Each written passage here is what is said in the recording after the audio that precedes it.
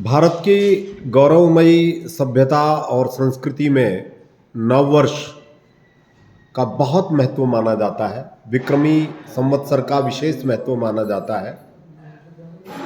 जिस दिन भारतीय संस्कृति में नववर्ष का आरंभ होता है उसी को हम विक्रमी संवत कहते हैं।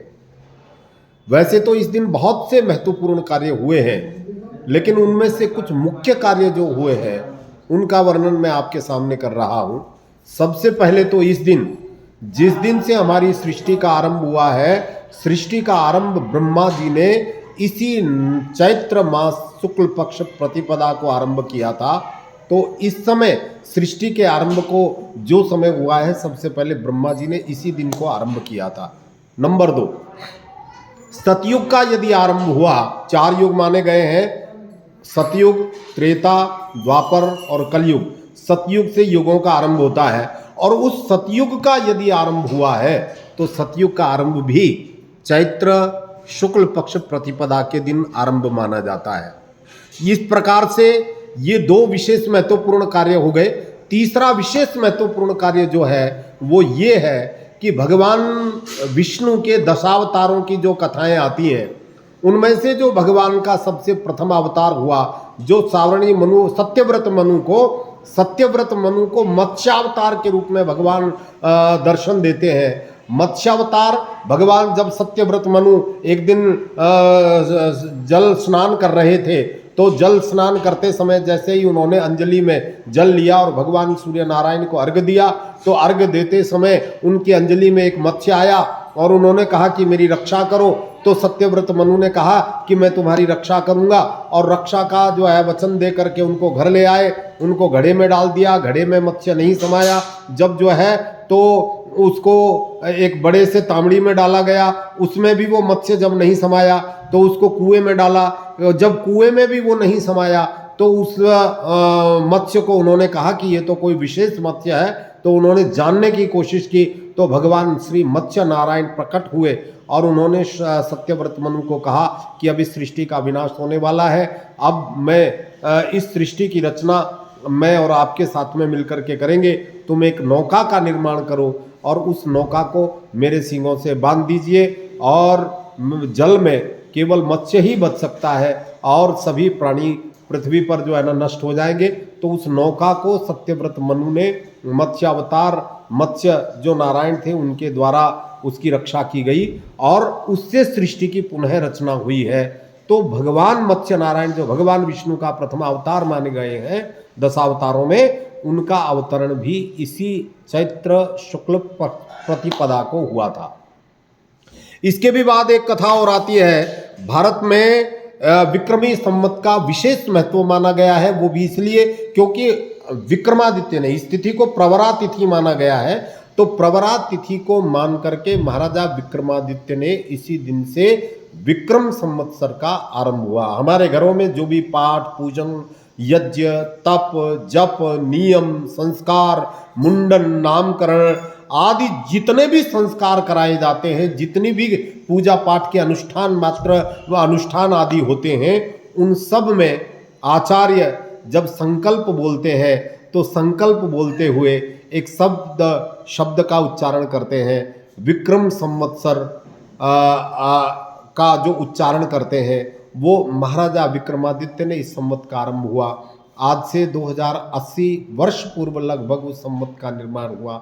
वो भी चैत्र शुक्ल प्रतिपदा तिथि से ही उस विक्रम संवत का निर्माण हुआ और वो आज तक हमारे संकल्प आदि में बोला जाता है। जैसे जम्बूद्वीपे भरतखंडे भारते वर्षे आर्यावर्तैक देशांतर्गते पुण्यक्षेत्रे विक्रम संवत्सरे, तो विक्रम संवत्सर के नाम से जो जाना जाता है वो भी आज के ही दिन से आरंभ हुआ था। मतलब कि चैत्र शुक्ल प्रतिपदा तिथि को ही वो विक्रम संवत्सर आरंभ हुआ था। तो अब इस विक्रम संवत्सर में हमें क्या करना चाहिए और क्या जो है इसके करने से हमें क्या फल की प्राप्ति होती है। तो विक्रम संवत्सर के दिन हमें देवदर्शन के बाद में पंचांग श्रवण करके भगवान माँ भगवती का पूजन, देवताओं का पूजन आदि इस दिन करने का विशेष महत्व है। इस दिन ध्वजारोहण का विशेष महत्व है। स्नान दान आदि से जो है इस दिन का आरंभ करना चाहिए। मंदिर में जाकर के देव दर्शन करें, पंचांग का श्रवण करें और देवी देवताओं का, यक्षों का, किन्नरों का, गंधर्वों का, नरों का, विशेष सप्तऋषियों का पूजन करके उनसे आशीर्वाद ले। यहाँ तक कि पशु पक्षी कीटाणु और रोगोपचारों का पूजन करते हुए समस्त जो इस तरह से पूजन करता है उसको सुख शांति और समृद्धि की प्राप्ति होती है, उनको उन्नति की प्राप्ति होती है और उनके पितरों को प्रसन्नता प्राप्त होती है और पितरों की कृपा प्राप्त होती है। वैसे तो भारत की गौरवमयी संस्कृति में और सभ्यता में संवत्सर का विशेष महत्व रहा है। हमारे हर काम में इसी संवत की पूजा होती है, लेकिन इस संवत को आरंभ जो किया गया वो महर्षि दीर्घतमा जो ऋषि थे उन्होंने विशेष तपस्या करके और उन्होंने आकाश के नक्षत्रों को, तारों को और राशियों के समूह को जान करके उन्होंने गणना के द्वारा उनकी गणना की गई और उनके द्वारा गणना से उन्होंने ग्रह, उपग्रह, तारा, नक्षत्र आदि की स्थितियों का ज्ञान करके ये नए संवत्सर का आरंभ किया। और ज्योतिष में, भारतीय प्राचीन वेदांग ज्योतिष में सबसे ज़्यादा ये जो सटीक पद्धति है पूरे विश्व में, इससे ज़्यादा सटीक पद्धति और कोई नहीं मानी जाती है। तो ये ज्योतिष की जो रचना हुई उसके अनुसार चैत्र मास प्रतिपदा तिथि को, चैत्र मास शुक्ल पक्ष की प्रतिपदा तिथि को नव वर्ष का आरंभ होता है। इस दिन इस वर्ष का आरंभ 9 तारीख को हो रहा है। 9 अप्रैल 2024 को नव संवत्सर का आरंभ होता है। इस नव संवत्सर के दिन में विशेष जो है ना, इसमें राजा जो है वो मंगल है और मंत्री जो है वो शनि है। समय का निवास रजक के यहाँ है और रोहिणी का निवास समुद्र तट पर है। इस विशेष जो संवत्सर का आरंभ हो रहा है, इस संवत्सर के दिन बड़े धूमधाम से इस संवत्सर को मनाएं, बड़े धूमधाम से इस संवत्सर को जो है ना अपने नववर्ष को मनाएं, क्योंकि कहते हैं इस नववर्ष के दिन प्रकृति चारों तरफ से हरी भरी हो जाती है।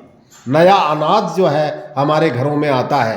नव प्रकृति चारों तरफ से देखा जाए तो हरी भरी, पुष्पित, पल्लवित और सुशोभित हो जाती है।